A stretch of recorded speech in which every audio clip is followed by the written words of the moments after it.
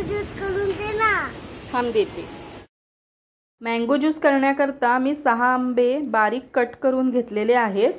नंतर मी हे मिक्सरच्या भांड्यामध्ये टाकून बारीक पेस्ट करून घेणार आहे. पेस्ट करण्यासाठी मी पाण्याचा वापर करणार नाही आहे. पेस्ट झाल्यानंतर मी साखर टाकणार आहे. साखर मी चवीप्रमाणे 3 चमचे घेतली आहे. तुम्ही चवीप्रमाणे कमी जास्त करू शकता. ही पेस्ट तुम्ही करून एकदा ठेवली की तुमचं बाळ कधीही जेव्हा तुमच्याकडे ज्यूस मागेल तेव्हा हा पल्प आणि थोडंसं थंडगार पाणी टाकून तुम्ही त्याला ज्यूस करून देऊ शकता. ह्याच्यामध्ये तुम्ही दूध टाकलं तर मिल्कशेक देखील होतं. तर इथे हे तयार झालेलं आहे.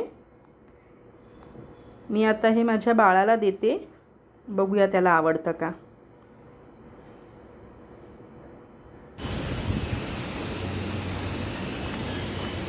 घे तुझा मँगो ज्यूस.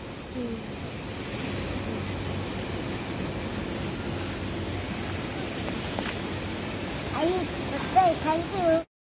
याला तर मँगो ज्यूस आवडला आहे.